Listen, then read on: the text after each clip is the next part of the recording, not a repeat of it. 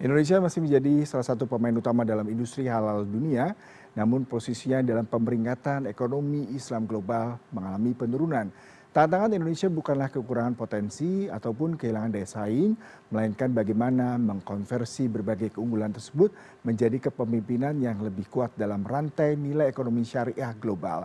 Telah hadir di studio CNN Indonesia Bapak Sultan Emir Hidayat, Direktur Infrastruktur Ekonomi Syariah KNEKS dan Sekjen Ikatan Ahli Ekonomi Islam Indonesia. Selamat pagi Pak. Selamat pagi. Ketemu lagi untuk kedua kalinya di studio CNN. Assalamualaikum. Waalaikumsalam Bapak. Terima kasih sudah bergabung bersama kami hari ini Pak.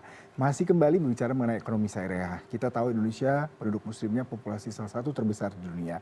Tapi selalu menjadi permasalahan ketika kita bicara mengenai ekonomi syariah, tingkat inklusivitas, literasi maupun keberpihakan masyarakat untuk berinvestasi di ekonomi syariah itu tidak berbanding lurus dengan jumlah populasi. Sebenarnya apa yang bisa Bapak jabarkan mengenai fenomena ini Bapak? Ya, pertama tadi betul sebenarnya sudah digaris bawahi ya. Literasi kita walaupun sudah membaik, ada dua sebenarnya. Ada literasi ekonomi dan juga ada literasi keuangan. Literasi ekonomi kita saat ini sudah 50,18% menurut survei terakhir Bank Indonesia. Artinya walaupun sudah di atas 50%, tetapi masih sekitar 49%-an belum aware. Ya. Kemudian di samping itu juga yang keuangan lebih rendah lagi. Yang keuangan itu 43%, berarti mayoritas penduduk kita tuh belum well literate ya, terhadap keuangan syariah. Ya. Karena kalau ekonomi kan misalkan mana yang halal, mana yang haram, seperti makanan yang halal atau minuman yang tidak halal, itu kan sudah lebih dipahami dibandingkan yang keuangan yang mungkin lebih teknis. Ya. Itu yang pertama. Tetapi walaupun literasinya kuat, inklusinya juga yang keuangan contohnya itu masih jauh, bahkan cuma 13%. Gitu kan. Artinya kan ada yang belum udah literate tapi belum terkonversi atau belum terinklusi. Ya. Disitulah permasalahan yang akses ini menjadi penting. Akses ini harus kita perbaiki ya agar masyarakat dapat dengan mudah ya bisa bertransaksi dengan keuangan syariah. Sehingga yang tadi yang sudah well literate itu bisa terinklusi dengan baik. Apakah ini juga karena masih banyaknya persepsi masyarakat terkait dengan imbal hasil untuk produk-produk syariah tidak semenarik sektor-sektor ekonomi ataupun finansial lain yang mungkin sekarang menawarkan berbagai macam produk-produk yang lebih up to date seperti itu. Bagaimana Anda melihat hal ini Bapak? Nah itu ya tadi mungkin karena tadi edukasi yang kurang sampai ke masyarakat ya. Itu menjadi salah satu hambatan. Sebenarnya keuangan syariah, ekonomi syariah secara umum itu sangat beririsan dan bahkan paling sesuai dengan konsep-konsep yang sedang lagi dijunjung sekarang di masyarakat di dunia ya. Ada yang disebut dengan ethical and responsible finance ya. Keuangan yang beretika dan bertanggung jawab. Etika karena sebenarnya keuangan syariah itu sendiri dasar-dasarnya kan adalah nilai-nilai dari syariah. Dari nilai-nilai Islam ya. Nilai syariah ini kan sebenarnya universal. Contoh ya, seperti misalkan dalam keuangan syariah tidak bisa berinvestasi di sektor minuman keras, walaupun legal. Misalkan dia legal tapi tidak sektornya minuman keras. Atau misalnya senjata pemusnah massa. Bahkan tanda quote misalnya rokok ya. Itu juga karena dianggap ya kalau tadi ya kalau minuman keras kan itu bisa merusak ya. Rokok sendiri dalam warningnya juga udah ada kan ya. Nah, artinya kan sebenarnya ini sudah sangat beretika dan juga justru bertanggung jawab. Cuma ini kurang tersosialisasi dengan baik ke masyarakat bahwa yang mereka lihat tuh hanya cenderung di imbal hasilnya. Gitu. Ya. Dan imbal hasil ini juga sebenarnya tidak semuanya keuangan syariah itu lebih rendah. Ya. Terkadang ada juga keuangan syariah yang lebih tinggi imbal hasilnya dibandingkan konvensional. Tergantung situasi bisnis karena kan dia bagi hasil. Beda konsepnya dengan yang konvensional yang menggunakan sistem bunga.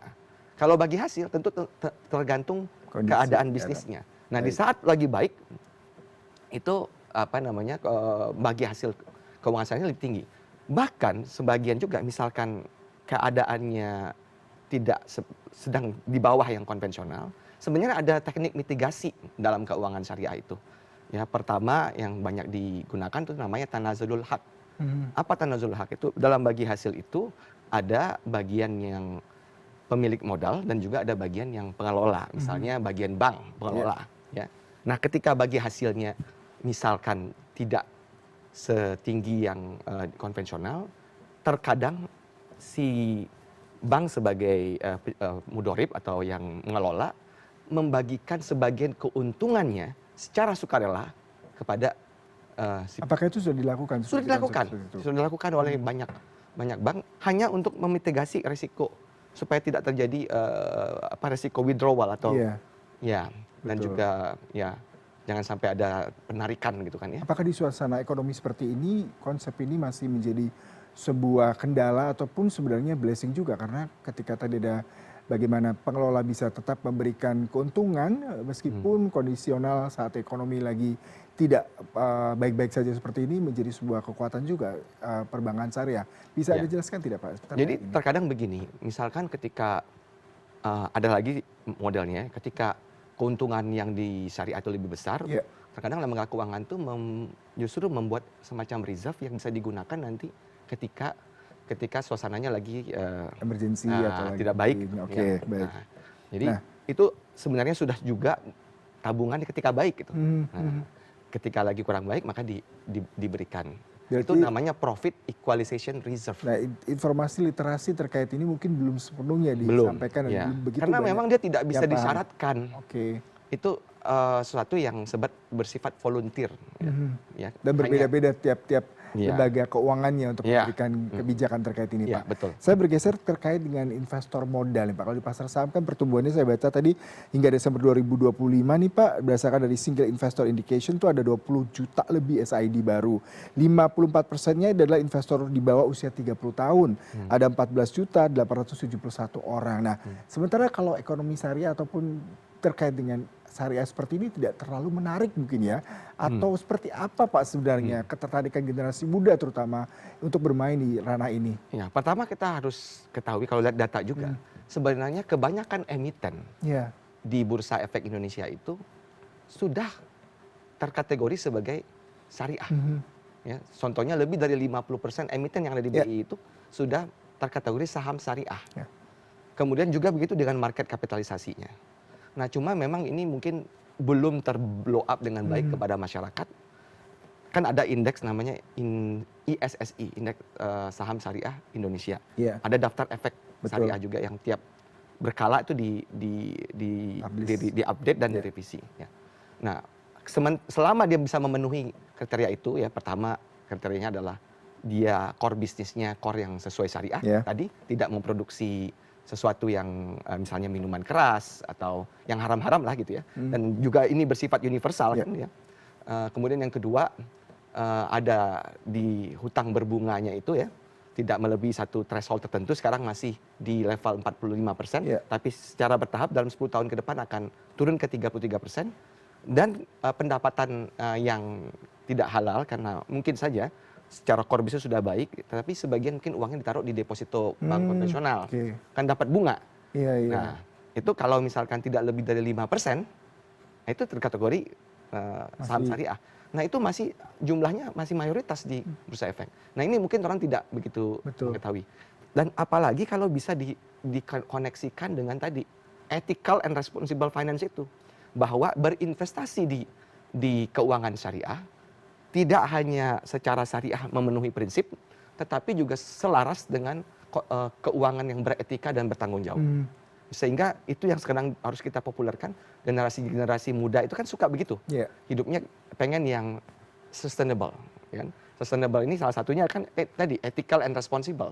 Berarti perlu ada narasi yang perlu kembali Betul. digaungkan terkait Iya. dengan ekonomi syariah di investor Agar permodalan ya, Pak? orang makin trust Oke. ya dengan pasar modal syariah dan juga pasar modal Indonesia secara keseluruhan.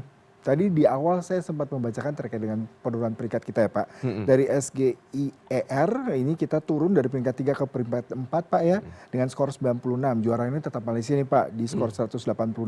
Sebenarnya variabelnya apa Pak? Sehingga kita turun kemudian juga mengapa ini bisa terjadi? Lalu langkah taktisnya seperti apa untuk kembali mendapat positioning yang cukup baik Pak? Ya, pertama ini suatu hal yang menjadi alarm bagi kita ya. Ya. Pertama bahwa kita sudah berusaha untuk mengembangkan ekonomi syariah, ternyata negeri lain itu lebih cepat dari kita. Nah, jadi sebenarnya penurunan peringkat ini dua faktor. Ya. Pertama adalah naik drastisnya salah satu negara yaitu United Arab Emirates. Ya. Yang kedua adalah ya juga Saudi juga naik tapi tidak sebesar United Arab Emirates. Yang kedua adalah kita harus memperhatikan beberapa sektor yang bobotnya di dalam SGI itu tinggi, kita justru turun, yaitu sektor keuangan syariah. Di dalam SGI itu kan ada 6 sektor. Tapi ada 2 sektor yang bobotnya 30%. Apa saja itu Pak? Sektor keuangan syariah dan sektor halal food. Oke. Di halal food kita sudah baik. Bahkan kita naik dari peringkat 4 ke peringkat 3. Tetapi di keuangan syariah justru poin kita itu turun 22 poin. Cukup besar ya Pak? Iya, dan bobotnya 30%. Sementara UAE dan yang lain itu malah meningkat gitu. Nah, artinya di sini kan dilihat itu di sektor ini adalah financial deepening-nya, size-nya, kemudian regulasinya, kemudian tata kelolanya. Nah, satu lagi adalah integrasi antara keuangan syariah dengan ekosistem yang lainnya, yaitu dengan industri halal. Nah, ini yang menjadi kelebihan Malaysia. Malaysia itu punya tata kelola yang baik, standarisasi yang baik, dan terintegrasi antara keuangan syariahnya dengan industri halal. Artinya industri halalnya menggunakan layanan keuangan syariah. Berarti di situ peran pemerintah Malaysia begitu sangat komprehensif ya Pak terkait dengan seluruh stakeholder. Ternyata tidak hanya pemerintah tentu penting ya. Nah, pemerintah sekarang juga kita juga sudah mulai kuat, tapi tidak bisa mengandalkan 100% pada pemerintah. Seluruh stakeholder harus bergerak. Contoh misalkan pelaku industri halal. Banyak kita sudah miliki produsen produk halal. Bahkan 30 produsen halal terbesar di dunia, 15-nya dari kita. Tapi ketika kita lihat seberapa banyak mereka menggunakan keuangan syariah, belum signifikan. Jadi harusnya nih pelaku industri halal ini gunain keuangan syariah. Jadi aset keuangan syariah jadi naik. Karena itu memang seharusnya keuangan syariah itu kan hanya bisa mendanai industri halal. Keuangan syariah tidak bisa mendanai industri non halal. Gitu. Sebenarnya problem utama seperti apa Pak? Para pelaku usaha ini masih ragu ya atau enggan berinvestasi di keuangan syariah Pak? Karena Bapak tadi katakan akses tadi. Akses ya. Akses ini harus kita perkuat ya. Alhamdulillah sekarang ini sudah ada ya pelaku keuangan syariah yang besar ya. Karena memang ya size really matters di dalam industri keuangan secara umum. Dan tentu dengan kapasitas yang lebih besar dia bisa mengcover yang industri-industri juga yang lebih besar gitu. Ya, saya coba membaca mengenai produk-produk halal Pak. Kalau kosmetik halal ini dari SGIR ini 2025 ini menyumbang sekitar 92 miliar dolar AS, kemudian farmasi halal 112, halal food perputarannya mencapai 1,53 triliun dolar. Indonesia penduduknya besar, Muslim majority, tetapi kalau bicara mengenai produk-produk halal sepertinya juga masih belum menjadi suatu hal yang menarik bagi para investor dan masyarakat Muslim sendiri untuk membelanjakan uang mereka membeli produk-produk ini selain mereka memang kesadaran sendiri Pak. Seperti apa Pak sebenarnya challenge-nya dan juga strategi yang buat meningkatkan diversitas ini Pak yang cukup. Kalau masalah tadi konsumsi, kita sih udah jawara sih kalau konsumsi ya. Tapi justru kalau mau kita itu menjadi peringkat yang lebih baik, jangan berfokus pada konsumsi.